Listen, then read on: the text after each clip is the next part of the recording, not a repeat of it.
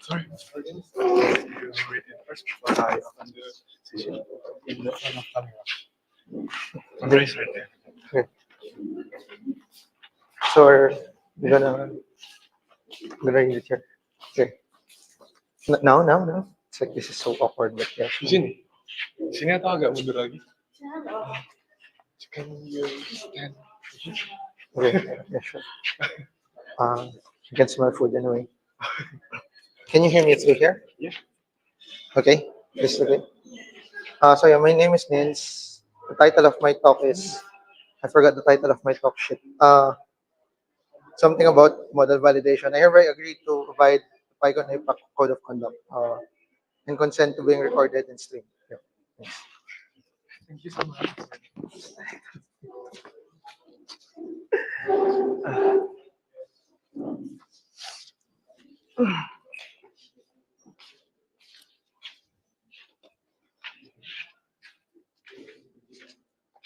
Okay, good morning everyone. Welcome to Pycon APAC 2024 for first session hosted here at Nahdlatul Ulama University, Yogyakarta.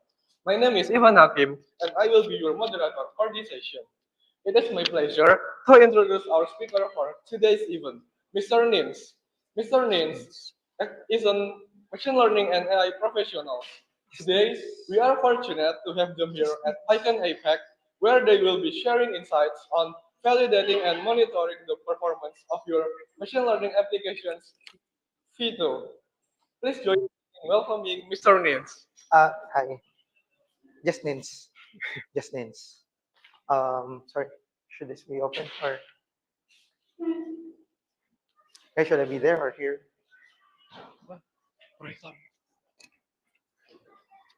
Say.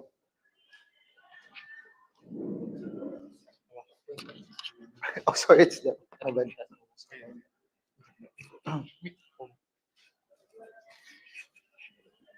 Hello. Hello.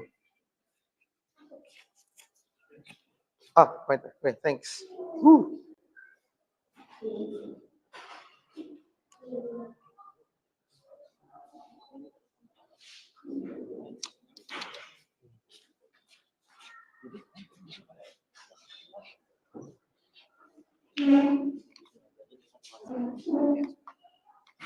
What?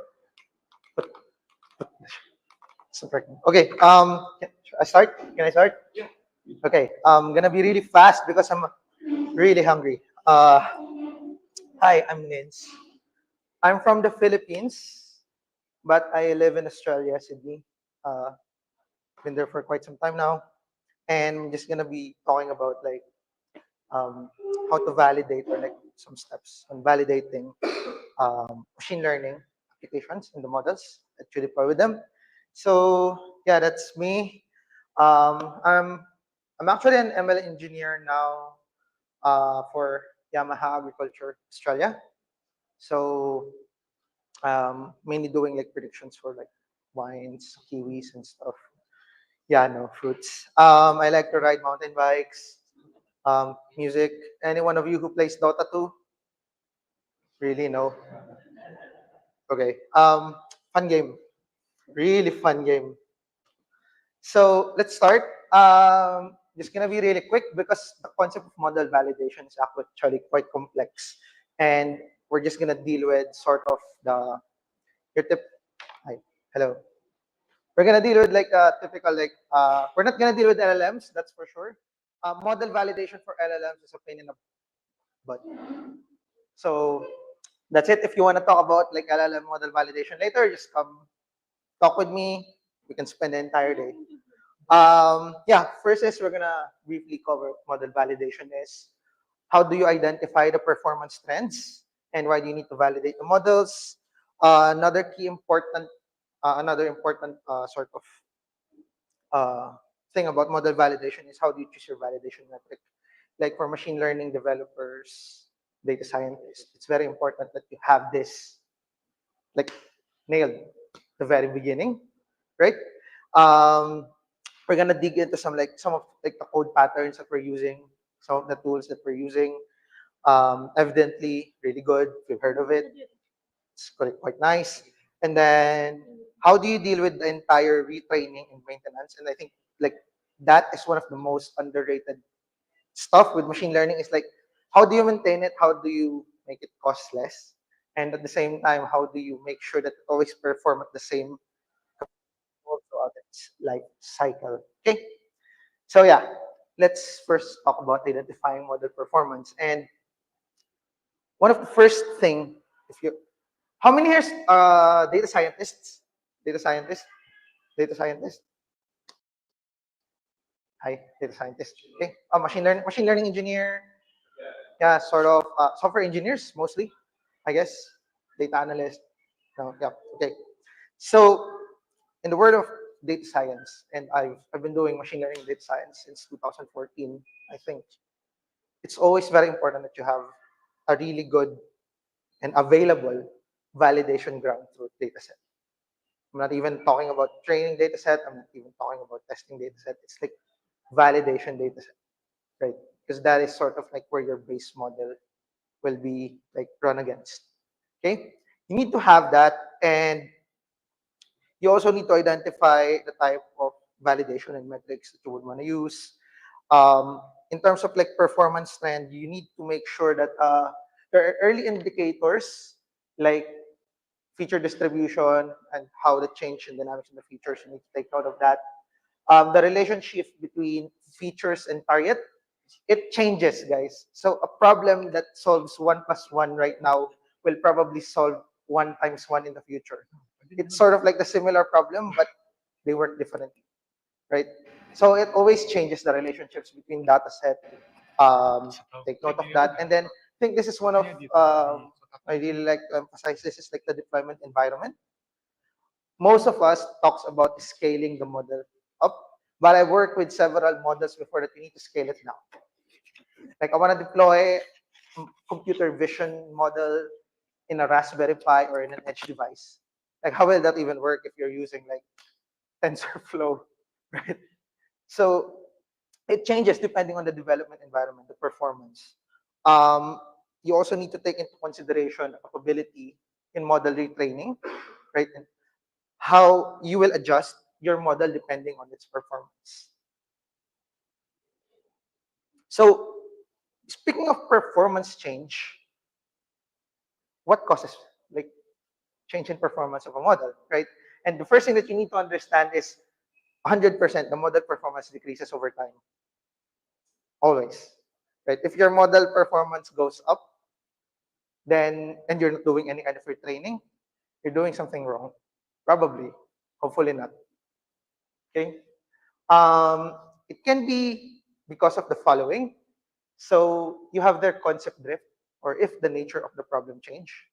Some people like call it like no, it's model drift, something like that. But it's concept drift, right? And then there's this data drift, which is basically the number or the distribution of the data change. It might be a bit confusing at first, but I'm going to show you an example later on how to differentiate the two. And then again, the deployment setup, right? If you're anyone here working with Azure, Azure people, no? Okay, good. Amazon Web Services. Amazon Web Services. Good, yeah. It's like so it depends on your environment. Because sometimes if you're working with the cloud, you don't know the underlying infrastructure of what you're working with. You don't know if it's like just a virtual machine or an actual PC or like. So you need to consider this, especially when you're dealing with those specialized problems. Like in agriculture, for example, you need to have a weather prediction model somewhere in the field, right? And depending on the company, some people can afford really good weather devices and everything, and some can just like barely afford an Arduino, which really sucks, but that's fine. Um, Performance change can induce unintentional bias, right? And I'm not saying it's a good thing or a bad thing. Sometimes it's good, sometimes it's bad. Like in my experience, unintentional bias is how we actually improve the model. Like, oh shit, something's happened. Oh, am I allowed to speak that? But anyway, oh, something. Um, Something's happening with the model. It's predicting towards a certain group or classification. It's classifying differently. And it's like, So maybe our model is wrong in the first place, right? So you need to take that into account. Now, concept drift, and I take pride in my cleverly drawn diagram over there. Yeah, it's like I'm not good at design. So I just want you to take note of this line right here, right? So you have a model, which is the green one. So it's just maybe a simple linear regression, right? And then you have your training data, which are this orange thing right here. So this is your function that you try to create, and this is the actual model, right? So you're trying to fit the yellow or the orange one to the green one as closely as you can. And at some point in time, you have a test data that's actually behaving correctly, like you're predicting everything correctly, right? And at some point in time, suddenly, boom, what's this red right here? Suddenly, the data, suddenly the pattern change. Like you're not seeing, you have the testing data to take this into account, or sorry, you have the training data to take this into account, but it's the actual like problem that changed. It's the actual testing data set that's coming in that changed, and it's sort of like um, it's sort of like changing the nature of the problem, because instead of having a line like this, maybe you should have a line like this, right? But you don't know that because you haven't reached this point yet. So that's like concept drift, and it happens quite severely during COVID-19, during the variants. So there are a lot of predictive models that predict specific variants of COVID-19, right? And then suddenly, boom, a more powerful variant like suddenly appears, and then your models need to adjust because the trends that your initial model know is not relevant anymore because like the behavior of the new variant is different, right? So that's one of the examples that you can think of. Um, Here is just like how sometimes it happens differently. So sometimes it's like that when suddenly the nature of the problem changes. Sometimes you see it gradually, or and you have like those outliers. Suddenly, there are several outliers popping in and out, so it's already a good sign. And sometimes it's recurring, which is very, very common in seasonal data.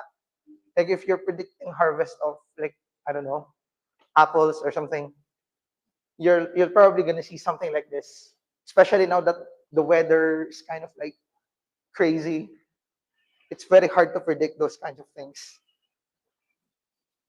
Now, for data drift, however, is you'll notice here that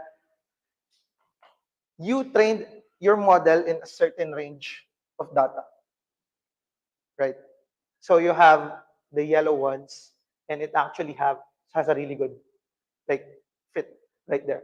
However, at a certain point in time, which you haven't taken into account, the distribution of those data points changed, but then it's not included in your training data, right?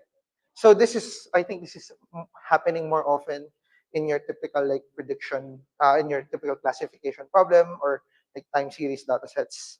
Um, yeah, so those are like just remember like when you're talking about data drift, it's always about how you train the data.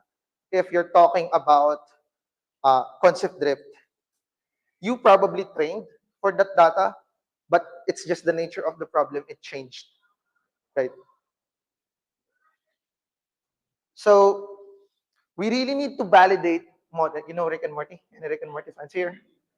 Yeah, wabalabadabdab, guys. Anyway, so we really need to validate models because it indicates how your machine learning application behaves. If you're integrating your model through maybe a pub sub way of like like if you're deploying it like a pub sub, or if you're deploying it real time via API, the performance change and how you monitor the model, it's different between those architectures, right? So it gives you the idea at a certain point whether you need to adjust your application, if you need to or if you need to retrain your model, right? And I think one of the best thing that you can actually benefit from is that you get a better understanding of the data if you understand the drift. If you understand how it changes, you get a better understanding of the data, right? So, for example, in our earlier example before, if this is your range of training data and you've observed some sort of data drift, just do a retraining, and you notice the line slightly moves toward this part right here in order to take into account a new data set. That's why retraining is important, right? If you want to make it into the data science, machine learning space, like focus on how you retrain your data. Focus on how you retrain your model and focus what kind of data you use when you're retraining your model. Okay, because this basically corrects your model, and it happens quite often. So, in terms of measuring your model performance, I think hopefully most of you are familiar with these like methods right here. So if you're doing regression, you have mean squared error, and root mean squared error, classification, accuracy, F1, and recall. And you actually use this as sort of your early indicators if your model is performing really good or really bad, or how you want to adjust your models through retraining. Say, for example, I have this right here. I have an arbitrary performance of accuracy and recall going through 6 months. What do you think metric, which is the better metric, by the way? What do you think? Is it accuracy or is it recall? Of course, you cannot answer that because it's problem dependent, right? So in what circumstances will accuracy and recall, or will you choose accuracy over recall, or will you choose recall over accuracy, right? Because it's also problem dependent, right? The thing is, in all of my work, I think that I've did, we always use more than one metrics, always, like every time. Sometimes we use 4 or 5 metrics just to monitor the models, right? And when you overlay, for example, a drift for a certain feature, then you understand sort of what those accuracy and like recall scores are talking about. Right? So you see that for feature for column A, let's say age, right? You see that there's actually a drift, and it's mimicking sort of how accuracy is, right? So if the drift is happening, the accuracy is decreasing, but the recall is actually increasing, right? And let's say your problem is a medical related problem, right? If your problem is sort of like, I don't know, cancer detection and stuff, then you'll prefer recall over accuracy, right? And suddenly this feature becomes less important because it's not contributing much to the performance if your problem is related to medicine. And that is why you always need to have some sort of drift identification on your feature set. Right? So it gives you an idea, better idea on which of those two you'll use. Now, we're gonna go through like a really basic pattern of some of the stuff that I've used before and some of the setup that we actually have. And first thing that I want you to understand always is to catch the early signs. In our previous example before, if it's gradually happening, there are several outliers right there. Initially, you're gonna think of them as valid prediction, but you always have to treat outliers as wrong prediction. At least that's what we're doing. There's an outlier that it's wrong. I'm sorry, I'm a judgmental person, but you're an outlier. That's the point. You need to have a good validation data set. I think we've established that before. And you always, aside from having 2 validation metrics, have 2 models. 2 or 3 models, compare them, see what will happen. And I'm gonna show you why later, why you need to have 2 or 3 models. So typically, this is our setup. So you have the training data set, testing data set. You're doing your model development right there. And your output is your shiny machine learning model, which you can, I want to name him, but I don't. I'm not creative at names. Maybe I'll name him Ben. So this is Ben. So you have a new machine learning model, and Ben is really happy. And what you'll do after you finish creating Ben is you have a validation data set and tell him that, hey, Ben, predict on this. And you will have your baseline model performance. This is important because you have to use this every time you're trying to understand if the model performance goes down or it went up. And this is a development phase. Now we go to the deployment. When you deploy it, everything's running, it's in an application, and Ben is happy doing your prediction right there. Right? This will be your like current model performance when Ben predicts on incoming data set from your application. And your job is to compare that baseline model performance to the current performance, and it will basically give you that change in performance that you need to monitor, right?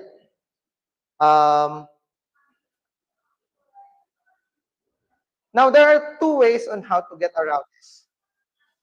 Once you have this comparison, you can have an expert with the field validate these questionable results right here.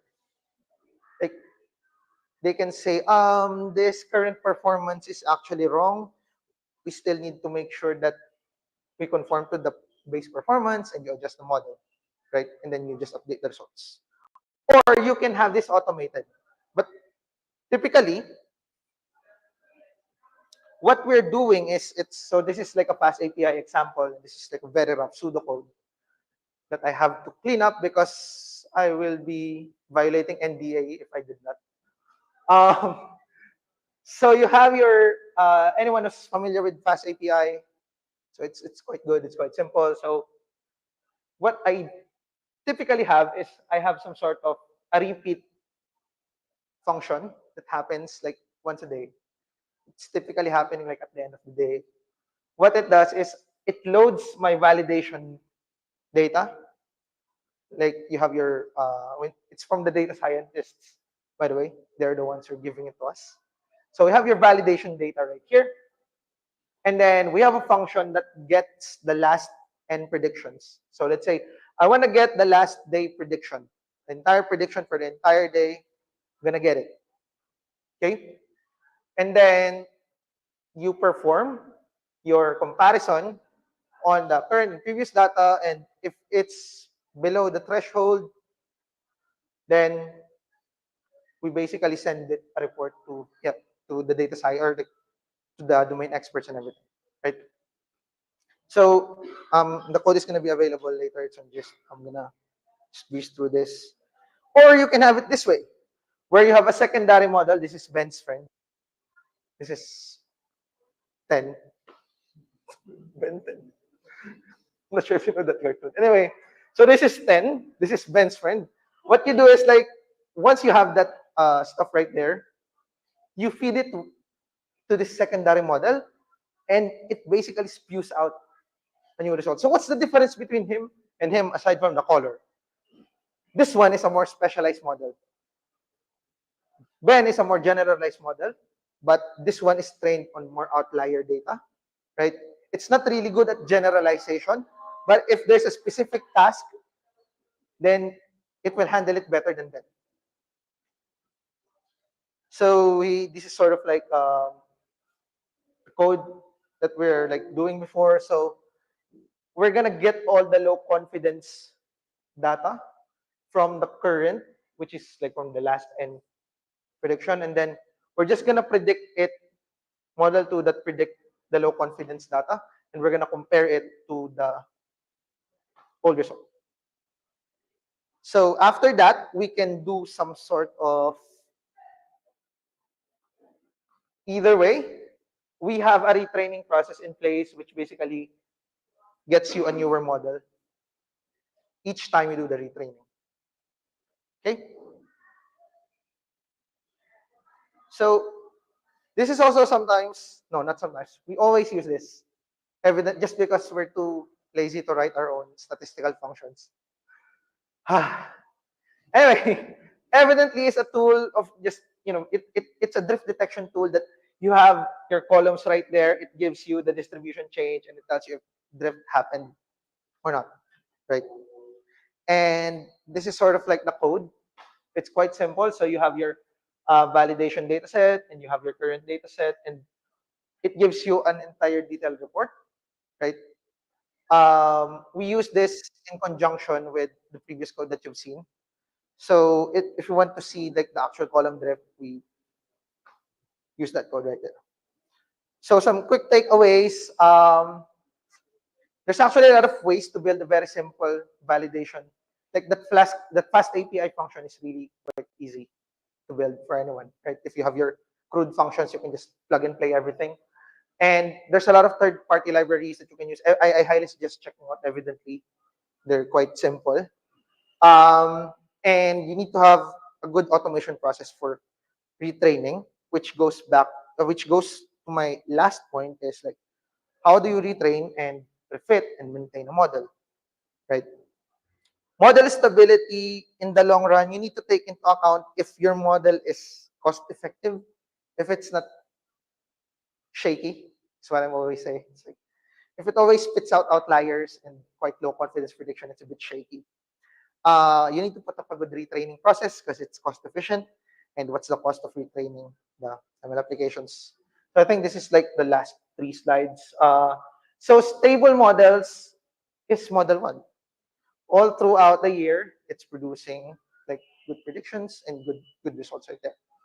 Now we have here model 2, which iterates 3 times over a year. And this is the whole retraining process. Goes down, you retrain, goes up, goes down, you retrain, goes down.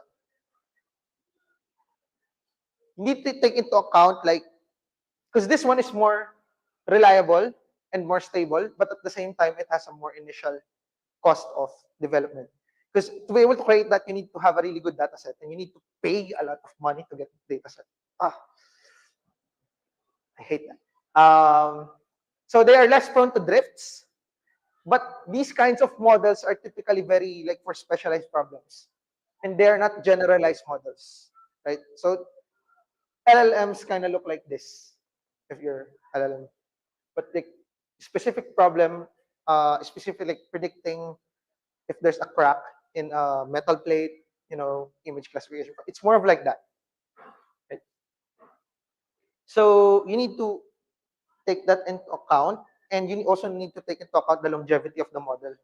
Like smaller problem sets typically fall into this, but if you have a good retraining process, this whole model right here kind of looks like this in the long run. Right? So models that deal with more dynamic data, like COVID-19 prediction, for example, it kind of looks like this. So you have a model, you are trained for the alpha variant, I think. Then as time goes on, as the delta variant propagates, you're like, need to do retraining, it's not predicting correctly anymore. It goes up again. And then as a new variant comes in, it goes down and you train again, so on and so forth. So for like problems like that, a really good retraining process is crucial. It's not a long-lasting model, but if you have a good retraining process, it's gonna look like a long-lasting model, right? For the retraining and refitting, that's what I'm talking about. Like if you compare these models right here, it's sort of like the blue one is the stable model, but if you look at this in the long term, those those like 1 point something model kind of looks like stable enough. You need to consider also the frequency. Here here like the performance goes down to a bit of like 70 or something, but if you retrain like on a longer period of time, it goes down to around 60%. So I don't know if you can afford that kind of performance loss, but I think like you just need to retrain as often as you can and balance that cost effectiveness, right? Because retraining is actually costly. And the cost of maintenance, right? One thing that you need to consider is that, so the red one is model 1, and then the other one, like in the previous example. For model 1, the initial cost is actually quite high, and this is this is a data from one of my project. We spend a lot of like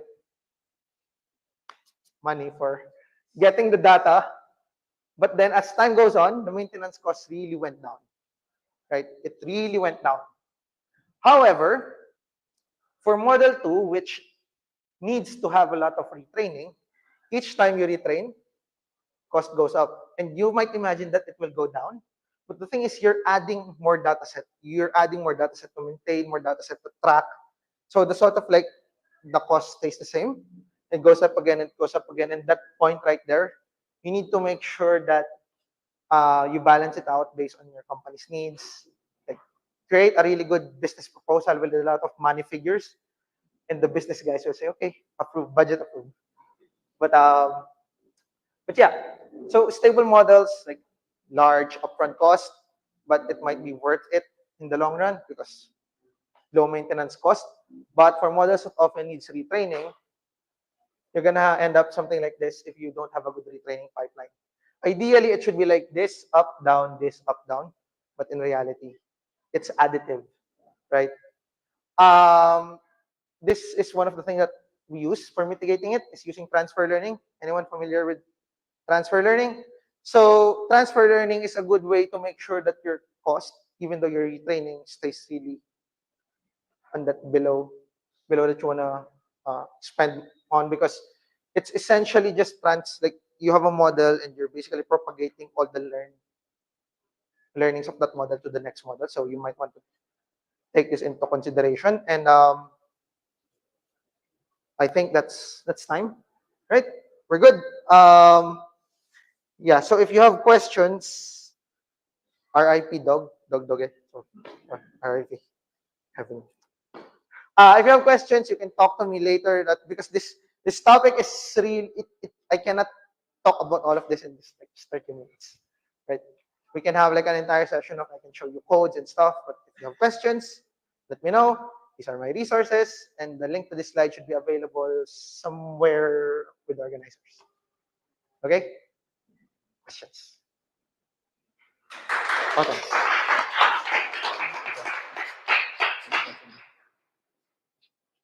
Oh, there's this.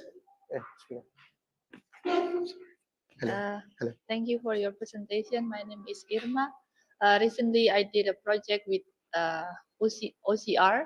I took a picture of the ingredients of Indonesian MBDK. Well, teman says it's MBDK, teh kotak, anything that has ingredients.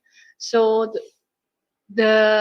we took a picture of 500 uh, ingredients part from that drinks, and then when we were using YOLO or so many open source visual computing ML algorithm, we have reached 95%, but in the classification part, we have like 50, not more than 60% of accuracy. So it's really low. And then when I search for the reasoning, it says that, well, a lot of people also have the same occurrence of the very least accuracy for the computing, for the visual computing algorithm. Do you have any experience on? They say that, yeah, just use the subscribed version of the algorithm itself. So in my defense, it's really hard for me to find. Well, first, like we see in the keynote says that it's not LLM, it's LELM, it's the large English language model. And then when the drinks product contains a lot of Indonesian words, it's also kind of like misinterpreted. Well, first we using the OCR, and then the LLM part is also not really good in detecting. So that's my questions. Do you have any experience on reaching such a low? Okay. Low Okay.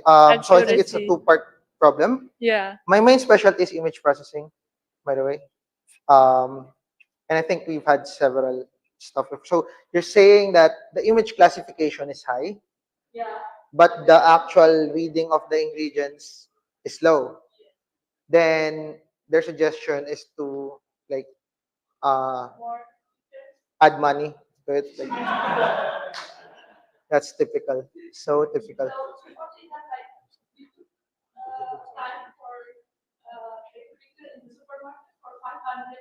Yeah.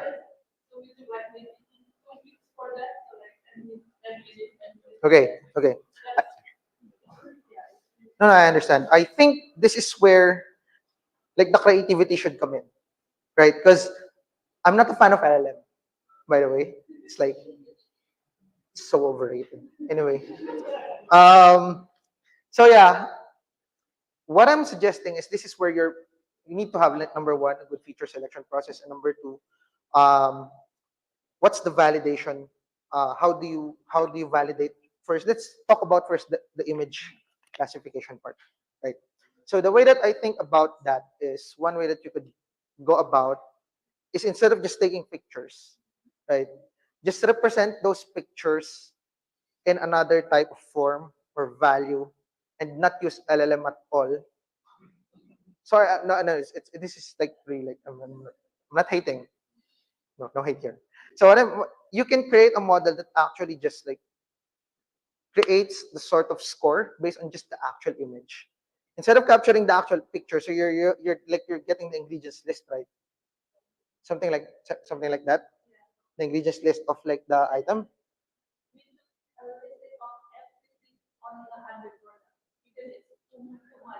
Yeah, it's gonna be fine. But the thing is, like, what you can do is instead of feeding everything, like the 100 image, feeding everything to the LLM, why not segment those image? Because I assume there should be some sort of defining features there, like calcium, 30 grams, something. Like if you have that list right there, I can already divide that into several segmented image and represent each one. Like, okay, this is the image for calcium. This is the image for 30 grams, right? And just train based on that data first. See if you can actually represent it in a different angle before like going to the LLM. At the same time, we also need to understand that LLMs are just tokens. So you have an image right there. Once you have that image segmented, don't even bother to get the actual value of the name, maybe sodium, into an LLM.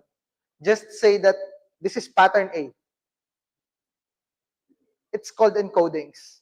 You need to create your own encodings because if the actual encoding, if you feed it directly to the image, doesn't work, right? Because you need to identify the letters and everything, and it's very difficult. You get low accuracy. Then, okay, this image looks like the word calcium. I'm gonna assign you pattern A, and instead of feeding that calcium to LLM, feed like pattern A. So you have pattern A, dot pattern XY, pattern C, that pattern. So you need to create your own encodings. It actually, we've tested that concept with regards to like the reading of stuff because we're reading fertilizer things before. So I cannot disclose much of it, but encodings is what I would recommend. Just look at that. Okay. Okay. Good. Time's over. Wait, no other questions? Just talk to me after because I'm really hungry. Okay. Okay, thank you again for Mr. Means, just means. Thank you, Sven, for answering the question and for your insightful presentation. This was an insightful talk, and please give a round of applause to our speakers. This concludes our session for this class. We hope you found it insightful, and we encourage you to continue exploring Python in your projects. And a big thank you to everyone who participated today. Have a great day, and please wait for another session after this. Thank you so much. Thanks. Dorex, thanks. Gutom na ako. I'm hungry.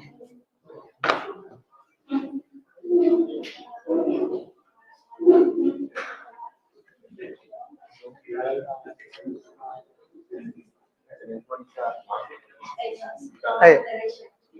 Yeah. Okay. Hi. Sorry. So you guys agree or Yeah, we're good. We're good.